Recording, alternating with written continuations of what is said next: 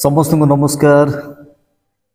आउ एक नुआ प्रसंग रे अल्प समय प्रभुंकर वाक्य द्वारा आलोचना करिया पाई पुणी आपण मानक निकट रे ए संक्षिप्त वार्ता शेयर करिया पाई प्रभु सुजोग देई अछंती। तेणु आमर ए यूट्यूब चैनल पक्षरु आपण मानक स्वागत जनाए, शुभेच्छा जनाए। प्रिय बापा माँ भाई भौणी माने आमने वर्तमान जो समय गति करूछु एहा प्रभु जीशु ख्रीष्टंकर से बलिदानर समय जो प्रभु आम निमंते क्रूसरे हत हेले। प्रभु जीशु ख्रीष्ट समस्त मानव समाज निमंते क्रूसरे बलिभूत हेले एवं जेबे से क्रूसरे हत होउचंती जो समय से क्रूस उपरे निजर शरीर को उत्सर्ग करुचंती से जे निजे से ही स्वर्गर परमेश्वर को अद्वितीय पुत्र से स्वयंभू से जे ईश्वर यहाँ से प्रकाश करूना आम मानव समाज पाई जड़े साधारण व्यक्ति जड़े दास स्वरूप जड़े अपराधी स्वरूप आमान को पाई से पापर बोझ को से बहन कर निज को से शून्य कर से क्रूसरे निज को बलि उत्सर्ग कर आज माने तांकरी से क्रूसीय बलिदान मासरे सारा ख्रिस्टियन संप्रदाय आज आमने स्मरण करुछु प्रभु जीशु ख्रीष्टंकर से क्रूसीय बलिदान को। तो आज मु से क्रूस संपर्क रे आपण मानक सम्मुख रे अल्प समय वाक्य रखा चाहे। क्रूस जहाँकि क्रॉस से क्रॉस रो किछि डेफिनेशन किछि संज्ञा आपण मानक मु देबाकू चाहे। तेरे आसंतु आमने प्रथम विषय देखिबा जहाँकि सी क्रॉस रो प्रथम अक्षर सी। एही सी ख्राइस्ट क्रूसीफाई को दर्शाए, क्रूसर्पित ख्रीष्टं को दर्शाए। प्रभु जीशु ख्रीष्ट जे क्रूसरे बलि हेबे, क्रूसरे हत हेबे, टंगा जीवे, यहा को आमने देखिबा। आमने गोटे वाक्य पढ़िबा प्रथम कोरिन्थियो 1 अध्याय 23 पद। ए स्थान रे आमने देखुछु प्रभुंकर दास पाउल साधु पाउल कोरिन्थियो मंडली को यही कथा कहती, किंतु आम्भे माने क्रूसरे हत ख्रीष्टं को प्रचार करू से जिहुदी मानक निमंते विघ्न स्वरूप ओ विजाति मानक निमंते मूर्खता स्वरूप। एठा माने देखुछु जे जो ख्रीष्ट क्रूसरे हत होइचंती आमे ताहांको प्रचार करूछु। प्रिय माने हुए तो अनेक प्रकार क्रूसरे हत होइचंती। जिहुदी मानकर जो रीति जो नियम जो व्यवस्था थिला ताहार शिकार अनेक होइचंती, किंतु जड़े निर्दोष व्यक्ति जड़े निष्पाप जे कि कौन से अपराध करना प्रमाणित हैला पर मध्य जहां को क्रूसरे चढ़ा जाउची आमने से क्रूसरे हत ख्रीष्टं को आमे प्रचार करूछ। एही कथा पाउल कहउछंती। आज मध्य अनेक भाई भौणी माने अनेक प्रभुंकर लोक माने क्रूसरे हत से जीशु ख्रीष्टंकर प्रचार करुचंती एवं तांको व्यतीत आउ कौन सी विषय प्रचार करूना। एक ईश्वर ଏକ ବିଶ୍ୱାସ। ଏଠି ଆମେ ଦେଖୁଛୁ ଯେ ଯହୁଦୀ ମାନଙ୍କ ନିମନ୍ତେ ସେ ତ ବିଘ୍ନ ସ୍ୱରୂପ, କଷ୍ଟର ବିଷୟ। ଦେଖନ୍ତୁ, ସେମାନେ ଯୀଶୁଙ୍କୁ ଗ୍ରହଣ କରୁନାହାନ୍ତି।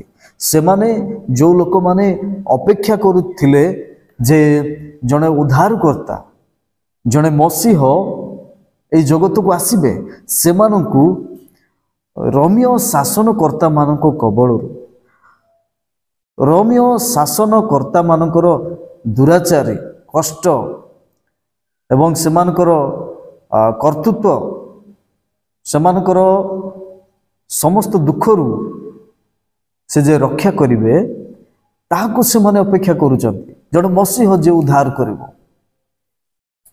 କିନ୍ତୁ ଯେତେବେଳେ ଦେଖୁଛନ୍ତି ଏମାନେ କ୍ରୁଶରେ ହତ ଇଏ ଯୀଶୁ ସେ ନୁହନ୍ତି, ଲୋକମାନଙ୍କର ଏଇ ଧାରଣା ମଧ୍ୟ ହେଉଥିଲା। ଆମେ ତ ୟାକୁ ଏଇଆ ଭାବୁଥିଲୁ ଯେ ଆମମାନଙ୍କୁ ଇଏ ଉଦ୍ଧାର କରିବେ, ଆମମାନଙ୍କୁ ରକ୍ଷା କରିବେ, ଆମମାନଙ୍କର ଦୁଃଖକୁ ଦୂରେଇ ଦେବେ, ରୋମୀୟ ମାନଙ୍କର ଅତ୍ୟାଚାରରୁ ଆମମାନଙ୍କୁ ରକ୍ଷା କରିବେ। କିନ୍ତୁ ସେମାନେ ଦେଖୁଛନ୍ତି ଏହାକୁ କ୍ରୁଶରେ ଚଢ଼ାଯାଉଛି। ପ୍ରିୟ ବାପା ମା ଭାଇ ଭଉଣୀମାନେ, ଏଇଟା ସେମାନେ ସହନ କରିପାରୁନାହାନ୍ତି। ଏବଂ ଆଉ ଗୋଟିଏ ବିଷୟ ଯେ ବିଜାତି ମାନଙ୍କ ନିମନ୍ତେ ମଧ୍ୟ ପ୍ରଭୁ ଯୀଶୁ ଖ୍ରୀଷ୍ଟଙ୍କର କ୍ରୁଶର ବିଷୟ ମୂର୍ଖର ବିଷୟ। ଆଜି ମଧ୍ୟ ଯେଉଁମାନେ କ୍ରୁଶରେ ହତ ପ୍ରଭୁ ଯୀଶୁ ଖ୍ରୀଷ୍ଟଙ୍କୁ ଚିହ୍ନି ପାରୁନାହାନ୍ତି, ସେମାନଙ୍କ ପାଇଁ କିଛି ମାଇନେ ରହୁନାହିଁ। ସେହି ସମୟରେ ମଧ୍ୟ ଠିକ୍ ସେ ପ୍ରକାର ହୋଇଥିଲା। କିଛି ଦିନ ପୂର୍ବରୁ ଯେଉଁ ଲୋକମାନେ ପ୍ରଭୁଙ୍କ ପାଇଁ ଜୟଜକାର କରୁଥିଲେ, ଯେଉଁ ସମୟରେ ଶେଷ ଥର ପାଇଁ ଜେରୁସାଲେମକୁ ପ୍ରଭୁ ଯୀଶୁ ଯାତ୍ରା କରୁଛନ୍ତି, ସେହି ସମୟରେ ଇଏ ରାଜା ମାନଙ୍କ ରାଜା, ୟାମାନଙ୍କର ଉଦ୍ଧାରକର୍ତ୍ତା, ସେମାନେ ହସାନା କହୁଛନ୍ତି, ସେମାନେ ଜୟଜକାର କରୁଛନ୍ତି, ପ୍ରଭୁଙ୍କ ନାମରେ ଯେ ଆସୁଛନ୍ତି ଧନ୍ୟ କହୁଛନ୍ତି। ସେହି ଲୋକମାନେ ଆଜି କ୍ରୁଶରେ ଚଢ଼ାଉ କହୁଛନ୍ତି।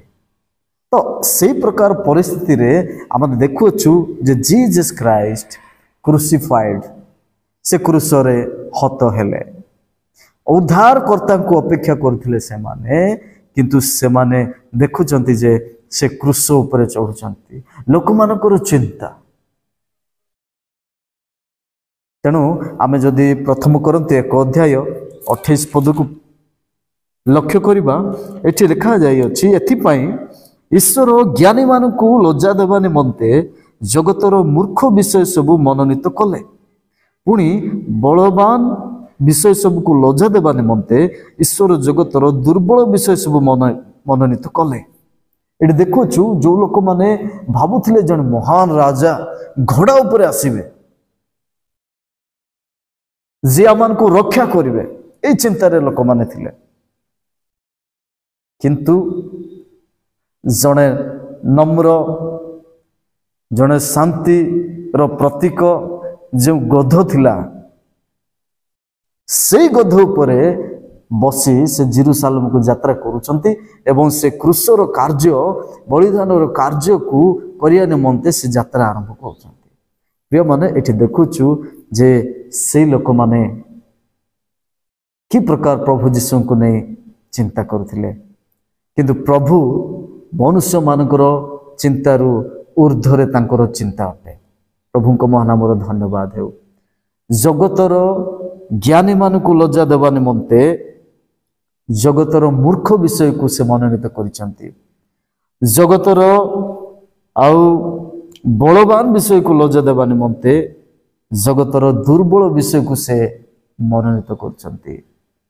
ପ୍ରିୟ ବାପା ମା ଭାଇ ଭଉଣୀମାନେ, ସେ ସ୍ୱର୍ଗ ପୃଥିବୀର ସୃଷ୍ଟିକର୍ତ୍ତା ଏକମାତ୍ର ପରମେଶ୍ୱର ହେଲେ ମଧ୍ୟ ସାଧାରଣ ମନୁଷ୍ୟ ଭାବରେ ସେ ନିଜକୁ ଉତ୍ସର୍ଗ କରୁଛନ୍ତି। ଓ ସେ ରାଜା ରୂପେ ଆସିଲେ ନାହିଁ ଜଗତକୁ। ସେ ଜଣେ ସମ୍ଭ୍ରାନ୍ତ ବ୍ୟକ୍ତି ଘରେ ଜନ୍ମ ନେଲେ ନାହିଁ। ଶିଶୁ ରୂପରେ ସେ ଯେ ଗୁହାଳ କୁଣ୍ଡରେ ତାଙ୍କ ପାଇଁ ସ୍ଥାନ ନଥିଲା, ସେଇଠି ସେ ଜନ୍ମ ନେଲେ।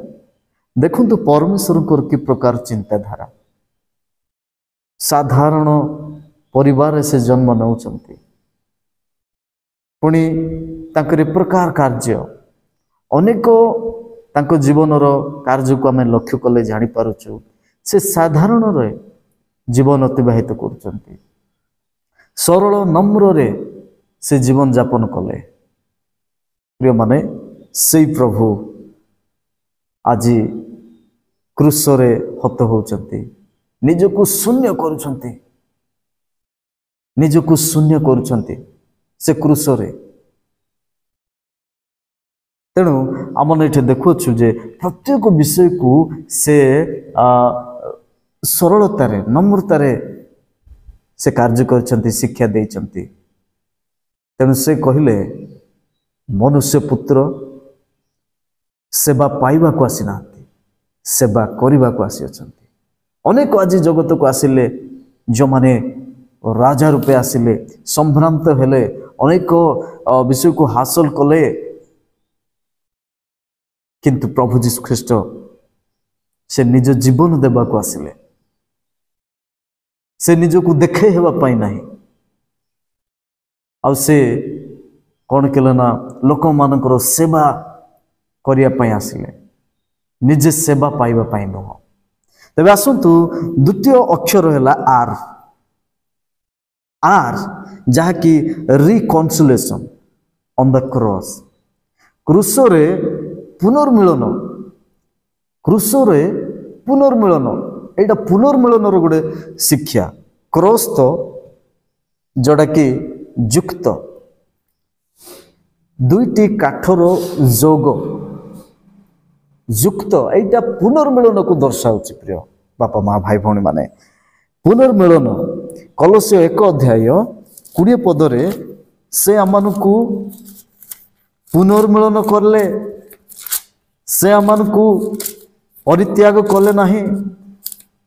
ଲେଖାଯାଏ ବାକ୍ୟରେ, ପୁଣି ତାହାଙ୍କ କ୍ରୁଶର ରକ୍ତରେ ସେ ଶାନ୍ତି ସ୍ଥାପନ କରି ତାହାଙ୍କ ଦ୍ୱାରା ଆପଣା ସହିତ ସମସ୍ତର ମିଳନ କରନ୍ତି।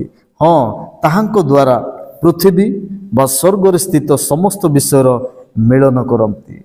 ପାପ କରିବା ଦ୍ୱାରା ମନୁଷ୍ୟ ପରମେଶ୍ୱରଙ୍କର ବିରୁଦ୍ଧରେ, ପରମେଶ୍ୱରଙ୍କ ଠାରୁ ଦୂରକୁ ଯାଇଥିବା ସମୟରେ ପ୍ରଭୁ ଯୀଶୁ ଖ୍ରୀଷ୍ଟ କ୍ରୁଶକୁ ଆପଣାଇଲେ। ପ୍ରଭୁ ଯୀଶୁ ଖ୍ରୀଷ୍ଟ ଆମମାନଙ୍କୁ ପରମେଶ୍ୱରଙ୍କ ସହିତ ପୁନର୍ମିଳନ କରାଉଛନ୍ତି। ତେଣୁ ତାହାଙ୍କର କ୍ରୁଶୀୟ ମୃତ୍ୟୁ ଆମମାନଙ୍କୁ ପୁନର୍ମିଳନ କରାଇଛି। ତେଣୁ କ୍ରୁଶ ଆମମାନଙ୍କୁ ପୁନର୍ମିଳନର ଶିକ୍ଷା ଦିଏ।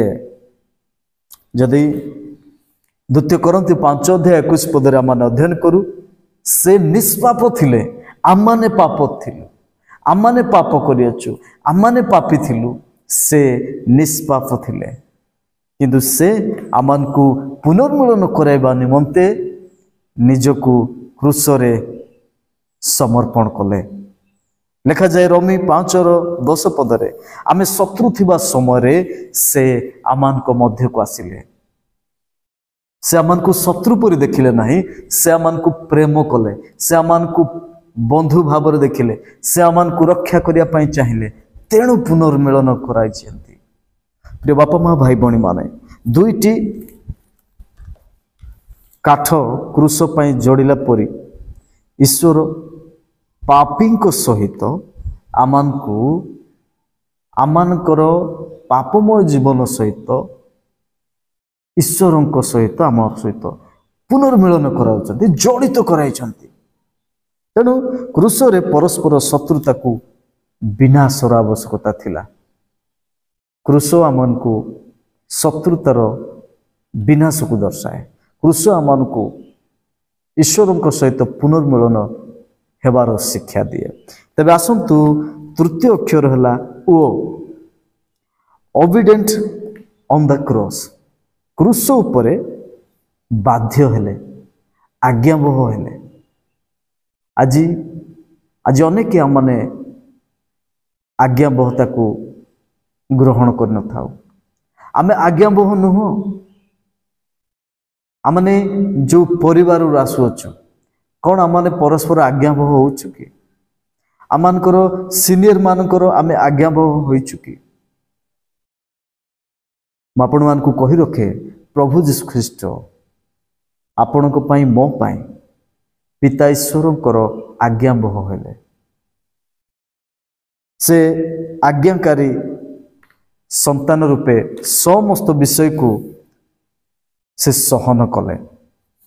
आमने ईश्वर वाक्य फिलिपी 2 अध्याय 8 पद पाठ करिबा। पुणी मनुष्य भाव में देखा जाए मृत्यु पर्यंत, हाँ क्रूसीय मृत्यु पर्यंत आज्ञाबह होई आपना को अवनत कले। प्रिय बापा माँ भाई भौणी माने क्रूस पर्यंत आज्ञाबह हेबा यह एक बहुत बड़ विषय, आश्चर्यर विषय। मृत्यु पर्यंत आज्ञाबह हेबा। अनेक समय आमने किछि क्षण पाई आज्ञाबह होई थाउ। अनेक पुओ झियो भाई भौणी माने आज्ञाबह होई न थांती, केवल दिखावट करती।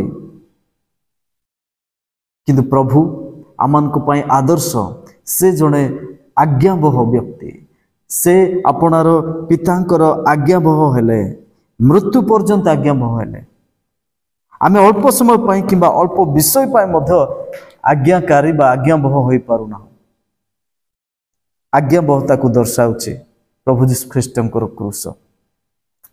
आसंतु आमने परवर्ती अक्षर जहाँकि S sacrifice on the cross, क्रूस रे बलिदान, क्रूस ऊपर बलिदान। देखंतु आमने ए बलिदान को लक्ष्य करूछु। निजस्व इच्छा पितांकर आदेश रे प्रभु जीसु ख्रीष्ट निजको बलिदान करुचंती। एठी आमने देखुछु ईश्वरंकर वाक्य रे एब्री पुस्तक 10 अध्याय 12 पदरे, मात्र से पाप निमंते केवल एक बलि उत्सर्ग कला उतारे ईश्वरंक दक्षिण पार्श्वरे चिरकाल पई उपवेशन कले। आमानकर केवल पाप निमंते से आसीथिले। प्रिय बापा माँ भाई भौणी माने से पाप निमंते केवल एक बलि उत्सर्ग कले।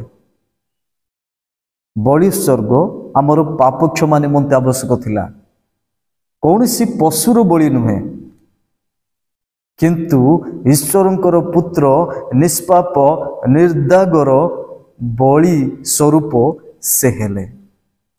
से होचंती मेष शावक, निखुंत मेष शावक।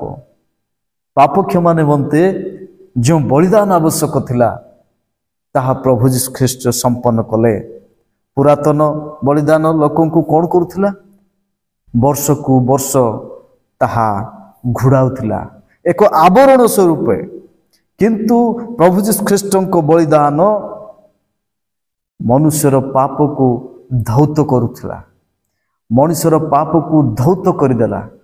प्रिय बापा माँ भाई भौणी माने तेणु प्रभु जीसु ख्रीष्टंकर बलिदान क्रूसरे ताहा अति मूल्यमान। आमे शेष एस देखिबा जोटा कि सेंट्स वोस्ट इन द क्रॉस। प्रिय माने आमने जदि बा गर्व करबा उचित, जदि बा आमने अन्य मानक निकट रे यह कहबा उचित जे क्रूसरे हत प्रभु जीसु ख्रीष्ट सी मो पाई मृत्युवरण कले। आमने से अंश को पढ़िबा गालाती 6 अध्याय 14 पदरे। शास्त्रज्ञ साधु पाउल से कहती जे मोर कौन सी विषय गर्व करिवार नाही, किंतु जदि गर्व करिवार अछि को विषय गर्व करिवा कथा कहती। किंतु आम्भमानक प्रभु जीसु ख्रीष्टंकर क्रूस व्यतीत आउ काहीर दर्प करिवा मोठारु दूरे थाउ। मु चाहे नाही मोर धन पाई, मोर ज्ञान पाई, मोर समाज पाई, मो परिवार पाई मु गर्व करिवि, यह ठीक विषय नाही। पाउल कहती जदि मु गर्व करिवि तेबे जीसु ख्रीष्ट जे कि क्रूस रे मृत्युवरण कले। तेणु से कहती जीसु ख्रीष्टंकर क्रूस व्यतीत मु आउ काहीरे गर्व करिवि, काहीरे दर्प करिवि, सेटा दूर रे थाउ। से विषय मु कथा न हेले भलो। आज आपण मु कोथि पाई गर्व करूछु, कोथि पाई आज हमने दर्प? कोन हमर संपत्ति पाई, आमानकर ज्ञान पाई, आमानकर प्राचुर्यता पाई, आमानकर पदवी पाई? बिल्कुल नुहे। प्रिय बापा माँ भाई भौणी माने आमे आमानकर पाप क्षमा करी आमको पुनर्मिलन कराइथिबा सही प्रभु जीसु ख्रीष्टंकर व्यतीत आमाने आउ कौनसी विषय रे दर्प करिबा असंभव अनुचित। तेणु ये ख्रीस्टियन रो दर्प करिबार विषय क्रूस हेबा आवश्यक। आमे किए कौथि पई आज आमाने दर्प करूछु आमानकर दर्प करिबा विषय कौन अटे प्रिय माने अनेक ख्रीस्टियन भाई भौणी माने एहा को गुरुत्व भावंती नाही। आमाने दर्प करिबा गर्व करिबा क्रूस रे हत प्रभु जीसु ख्रीष्टक पई कारण तांको व्यतीत आमानकर पुनर्मिलन नाही तांको व्यतीत आमानकर पापर क्षमा नाही तांको व्यतीत आमाने कोण क्षमा पाइबा नाही। तेणु प्रिय बापा माँ भाई भौणी माने आमे ए दिन मानकरे निजको समर्पण करू क्रूस कोण ताहा आमानक जीवन रे आमे जानि रखू। प्रभु आम समस्त को अल्प शिक्षा अल्प आलोचना द्वारा प्रत्येक को आशीर्वाद करंतु। धन्यवाद। आसंतु आम प्रार्थना करिबा। दयामय स्वर्गस्थ पिता प्रभु इस समय पर धन्यवाद दौचु। प्रभु तुम्हें आमान को अनुग्रह कल दया कल प्रभु क्रूस रे हत प्रभु जीसु ख्रीष्ट को व्यतीत आमाने आउ काहे दर्प करिवु बापा कारण तांकरी क्रूस रे बलिदान हेबा द्वारा आमाने पाप क्षमा पाउछु। तांकरी से क्रूस रे बलिदान हेबा द्वारा प्रभु आमाने पुनर्मिलन होई पारिछु। तांकरी क्रूस रे बलिदान हेबा द्वारा आमाने प्रभु निजको जानी पारिलु जे आमान को पाई कही जणे जीवन देई अछंती देय देई अछंती आमाने मृत्यु वरण आमे दंड भोगिबा स्थान आउ जणे नहीं अछंती आमे मुक्त वी आर फ्री। प्रभु आमाने एथि पाई धन्यवाद दउछु। आज संदेश पाई धन्यवाद दउछु। देखुथिबा भाई भौणी माननकु प्रभु क्रूसर कथा जेपरी परित्राणर विषय हबो क्रूस रे हत प्रभु जीसु ख्रीष्ट जेपरी जीवनर उद्धारकर्ता हेबे यह जानिबा को तुमे दियो। धन्यवाद दे प्रार्थना जीसुଙ୍କ नाम रे मागुछु। आमेन।